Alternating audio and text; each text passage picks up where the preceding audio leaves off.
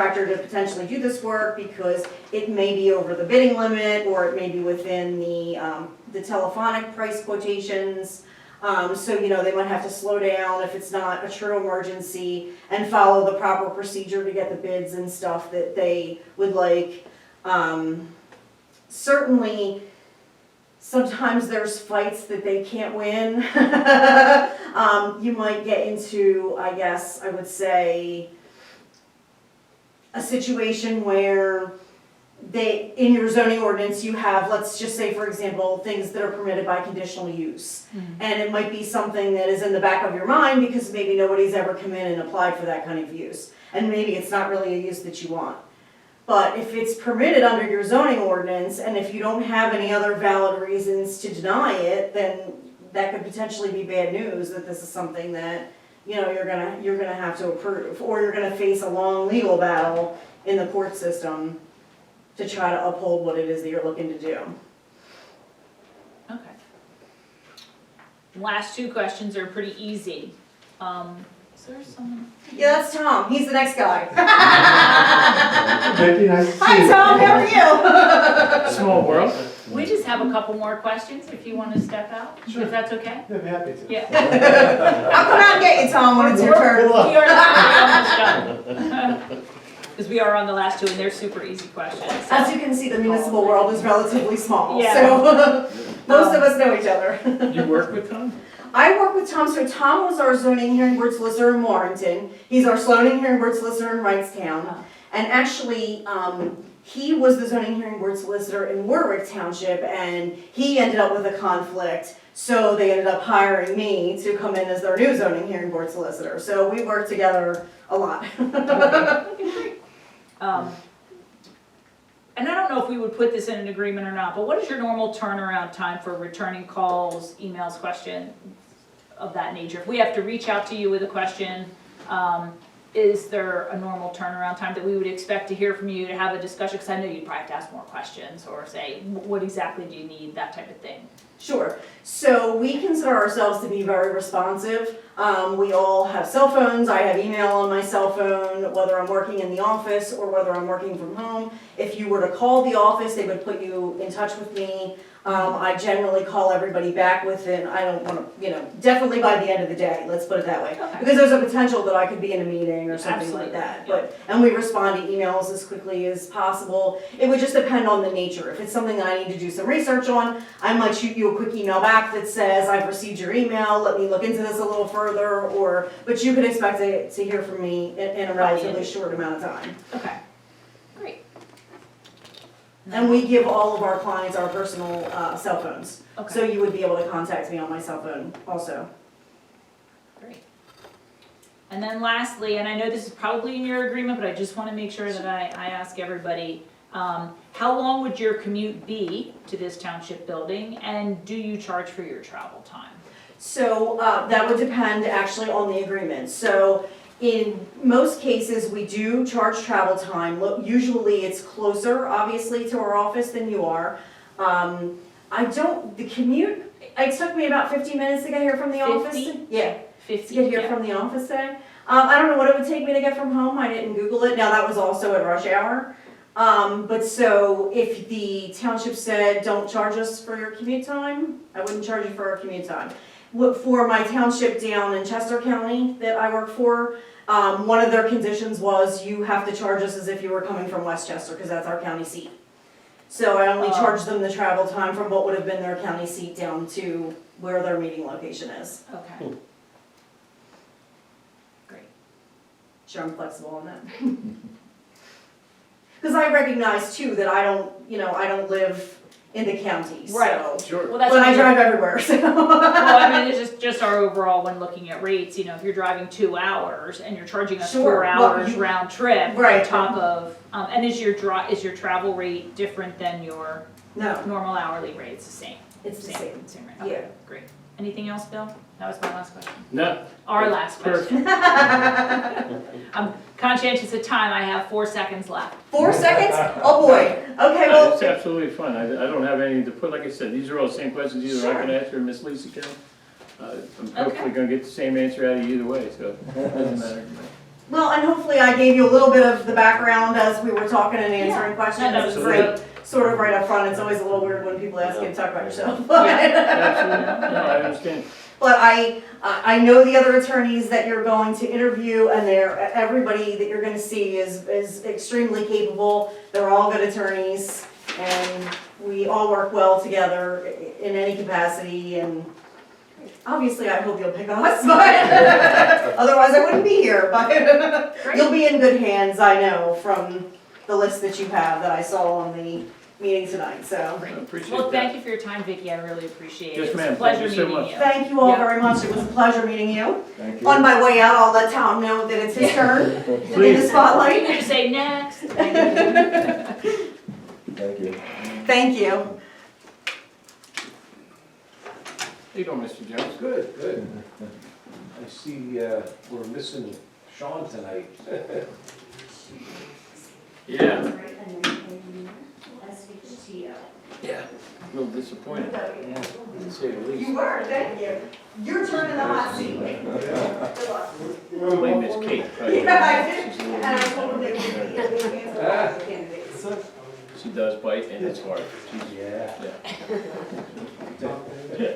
She's chomping on the bit to get out of here too, she's headed She's to here all Jamaica day, after right? What? here. You going on another vacation? We gotta look into the pay scale, right? Hello, Mr. Panzer, nice to meet you, you are welcome to have a seat. All right, thank you. And these are back to back, so we're trying to be super conscientious of your time and everyone else's time. I brought material, which you probably have received. I do have. I do, yes, sir. Got everything? Yes, sir, I do. I have everything. I Anyone else need. care for some material There you go. about the firm? You wanna read?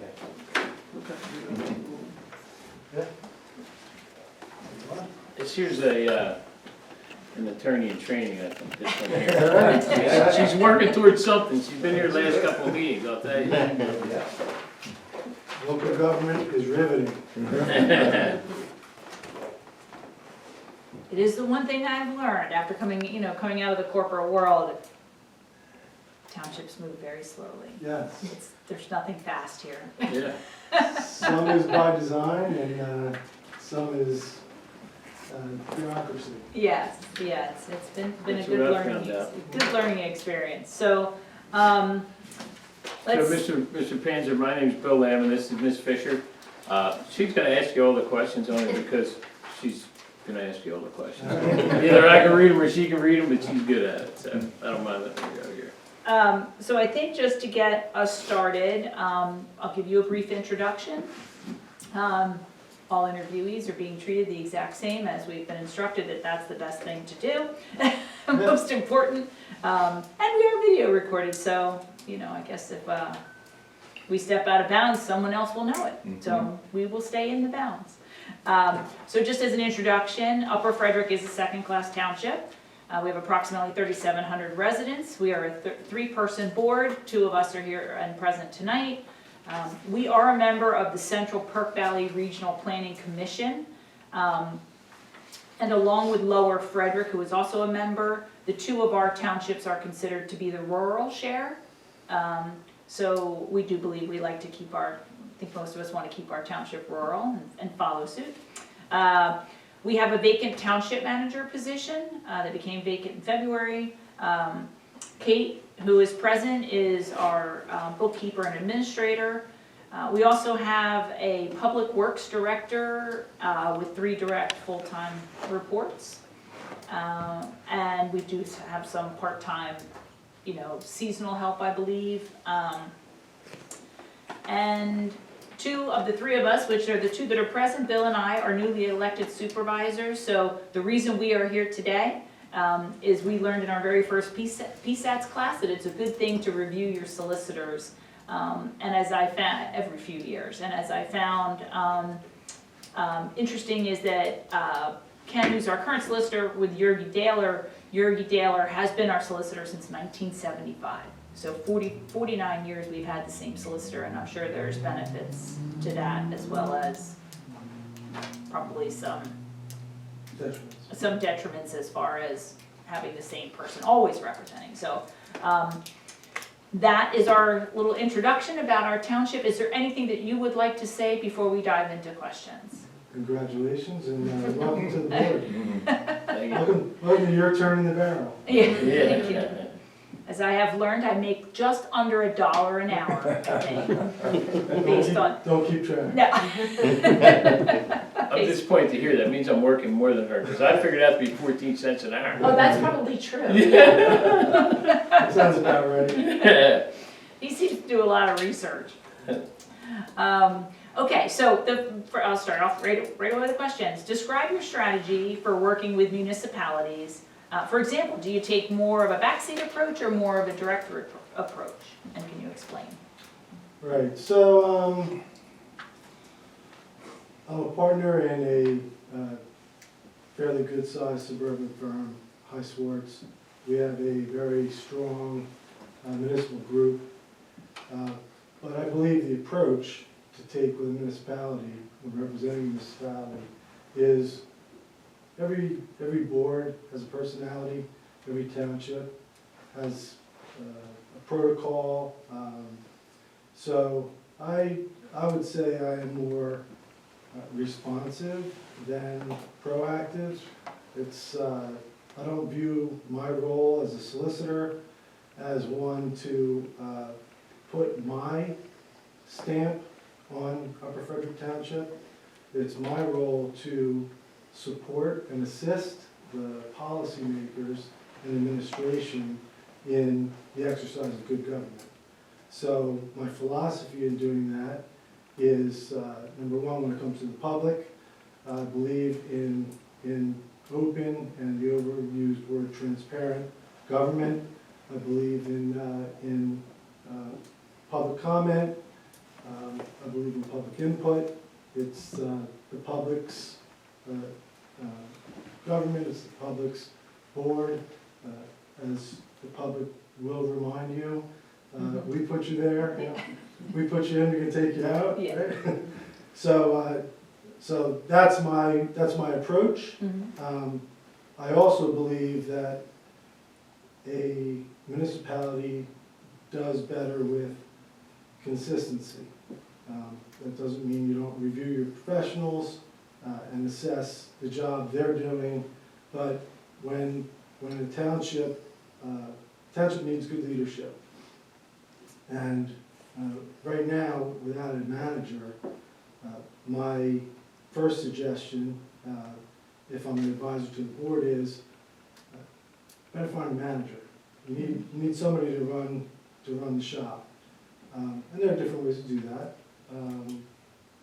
There are a number of municipalities right now that are looking for managers, and there are a number of journeyman type managers who do short-term stints. And I actually have the name of a headhunter offline who would be happy to help you fill the needs for Upper Frederick Township. With that said, I also believe that communication is important. So whoever is setting the agenda, whoever is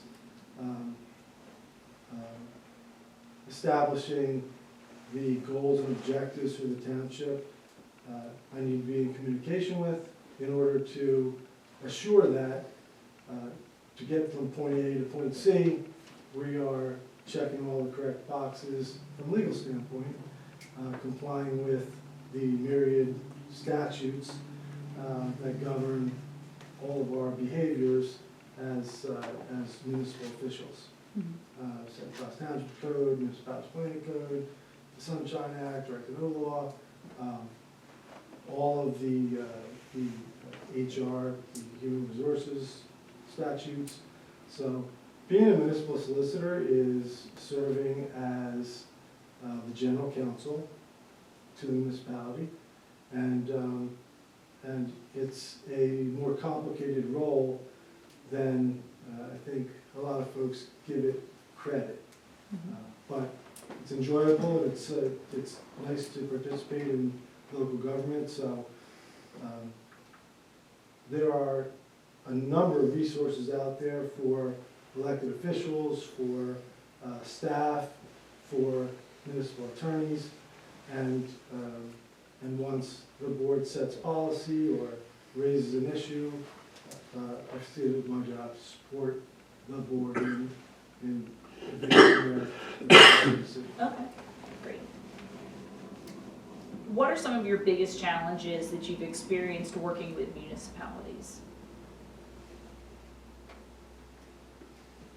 Or even if you just have one, you don't have Well, yeah. to. Like, what's your biggest People. challenge? Yeah. Okay. So, as the solicitor, I have the benefit of not being a policymaker, and many of the public's comments, positive and negative, are usually regarding policy or minor administrative issues that affect them in a major way. Streets, trash, various things. So the challenge for the solicitor is often navigating the people in charge. Whether the board is cohesive, not cohesive, whether administration is communicating well with the board and vice versa. They're usually an appropriate chain of command being followed by municipality. Effective organization leads to effective implementation of the objectives. So when you get a good manager in place and the board comes up with policies that they want to advance, when the team works together, the objectives get achieved. So the difficult aspect, the challenge for the municipal solicitor would be operating in an environment where there isn't harmony. Where there isn't what? Harmony. Harmony. Fun fact, I would say ideal in more municipalities where there's a lack of harmony. So it's kind of part of the business. Yeah, Good luck. okay. That makes sense, I mean, I can see that. It seems like, I understand it. Can you provide an example how you've dealt with that challenge? And how you advised the township? And maybe using harmony is a good one, because that is something that, So is relevant, I think. the best way to approach that issue, in my opinion, is that everyone is treated with the same amount of respect. Every supervisor is an equally elected supervisor. They have an equal voice. And action by the Board of Supervisors requires a majority. So you can't get there without two Mhm. here in Frederick Township. Right. So the way to navigate a inharmonious environment is simply to stick to the facts, go about the business. If the policy of the Board of Supervisors is to do X, staff is to implement X, professionals, your lawyer, your engineer, your other professionals are to support X. Mhm. And if people stick to those very basic principles, then the township moves forward, and it's gonna move forward anyway. Yeah. It's just, does it move forward smoothly and efficiently, or does it take the circuitous route? Right, okay, great. Do you currently support a township similar to Upper Frederick, surrounding Upper Frederick, or in Montgomery County? So it's a three-part. First is similar size to us, 3,700, three-man board. So I personally do not. I have represented as the primary boroughs that might be close in population to Upper Frederick, but not a township. Okay, I personally do not represent any municipalities that are adjacent to Upper Frederick, but one of the team I identified in my proposal, Matt Hubby, is an attorney in our Norristown office. I call Doylestown my home base, Doylestown, Bucks County. So Matt represents multiple municipalities in this area, and I don't know if they're adjacent to Upper Frederick or not. okay, So I represent a large number of zoning hearing boards, which is a whole different municipal beast of a probably simpler nature, because the zoning hearing board is of a limited scope of jurisdiction. It's more like a mini trial every time you have a zoning hearing, whereas your public meetings are much more business-centric and being public. So I represent a lot of boards in a lot of public forums. I wouldn't say I represent anything quite like Upper Frederick Township. So it's this size, adjacent to, what was the third part? and Montco, in Montco. Yeah, I personally don't call any municipality in Montco a client run primary. Where you primary, but Matt Hubby does. Does, and Gil High does. I consider Gil High of High Swartz, and the High in High Swartz isn't Gil, but his grandfather. Oh, So it's Gil's grandfather, and his father, and then Gil. Gil is like the dean of municipal law.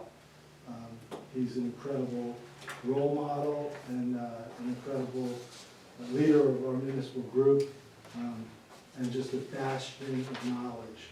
So he's a great resource.